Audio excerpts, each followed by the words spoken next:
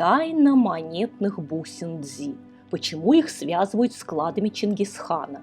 В предыдущих видео мы познакомились с предками современных бусин Дзи и выяснили, какие амулеты миллионы лет назад были живыми обитателями древнего океана Тетис, до того, как окаменели. Сегодня речь пойдет, пожалуй, о самой таинственной серии тибетских амулетов, предшествующей нынешним агатовым бусинам. Их называют монетными сланцево-глазковыми. Они также представляют собой окаменелости с естественными рисунками, созданными природой, а не человеком.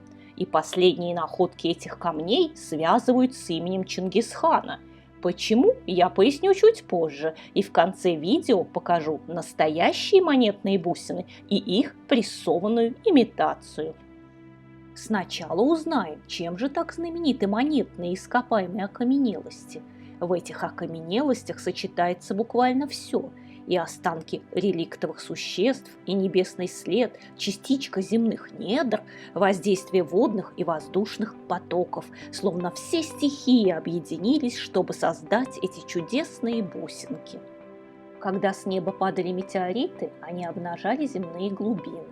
При столкновении горячие капли оставляли следы глазки в таившихся под землей кварцевых камнях.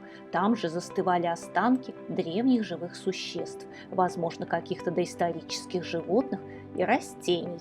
В дальнейшем, в течение долгих тысячелетий, под воздействием внешних стихий возникали потрясающие глазковые камни. Они представляли собой сочетание двуокиси кремния с окисью железа, базальта, агата, кварцевыми кристаллами и реликтово-сланцевыми рисунками.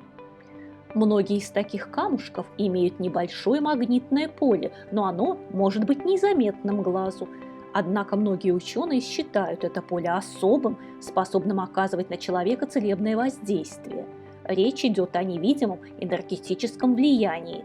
Жители Юго-Восточной Азии уверены, волшебные камни не только защищают от сглаза, но и приносят удачу, причем отлично помогают в привлечении материальных благ. Отчасти поэтому, и еще из-за монеточек глазков, их и зовут монетными. В свое время довольно интересные исследования, отчасти связанные с этой темой, были опубликованы китайскими учеными Вэнь Пином и Ван Хао Цзяном, и там можно найти упоминания об интересных исторических фактах и древних легендах. Считается, что в одно время запасы волшебного монетного камня иссякли. На смену ему пришли бусины-амулеты из глазкового агата. Но тут, словно боги вновь решили не спаслать чудо-камушки на землю, и немалые залежи были найдены в историческом месте Поднебесной, уезде Сидзиван, района Улан-Чабу на территории внутренней Монголии Китая. Сидзиван с китайского значит «четыре князя» в честь 4 монгольских потомков брата Чингисхана. Интересно, что именно имя Чингисхана частенько всплывает при упоминании монетных амулетов. Уж не потому ли, что о несметных богатствах, спрятанных им в здешних местах, слагают бесчисленные легенды.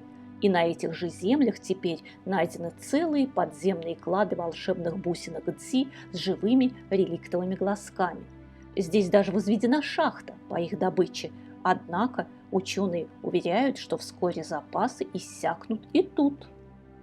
Стоит отметить, что окаменелые сланцево-глазковые соединения также точечно встречаются в пустыне Гоби на территории той же внутренней Монголии, только камушки тут не столь замысловатые и при шлифовке не дают таких ясных рисунков, поэтому чаще всего их почти не шлифуют, оставляя более естественными.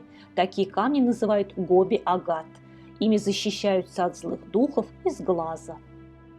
Кстати, бывает не только глазковый гоби-агат, но и обычный гладкий, похожий на леденец. Он стоит дешевле всего. Глазковый же гоби-агат относят к одной из ветвей каменных дзи-амулетов. Конечно, гоби-агат уступает по цене сланцево-глазковым ископаемым бусинам. К тому же в последних могут быть не только глазки, но и причудливые естественные рисунки камня.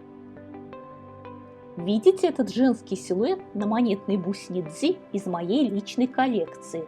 Чудесное творение. В одной из недешевых резных серий бусин Дзи есть такой амулет – счастливица. Он даже значится в специальных каталогах. А мою счастливицу человек не создавал, не вырезал. Это естественный сланцевый рисунок камня. Или вот такая замечательная голова дракона или змея, глазок естественный, как живой. Или вот этот денежный подчиняющий крюк. И к этому рисунку человек тоже не причастен. Мастер только увидел его в камне и отшлифовал. А эта птичка, словно летящая в лучах заходящего солнца. Или, может быть, это летучая мышь на фоне ночной луны? Цены на настоящие сланцево-глазковые бусины могут быть очень высоки. Чего не скажешь об имитации. Прессованные бусины имитации сланцево-глазков очень дешевые, и отличаются они искусственностью. Глазки на них словно приклеенные. Нет никаких естественных слоев в камне. Посмотрите сами. Кстати, сейчас почти каждый вид бусин Дзи имеет свою удешевленную копию. Ну о сериях тибетских амулетов, их вторичных выпусках и имитациях мы поговорим в нашем следующем видео. Позже я также поделюсь древними ритуалами с использованием бусин Дзи. С вами была Наталья и канал о секретах Life. Подписывайтесь на канал, впереди вас ждет много интересного.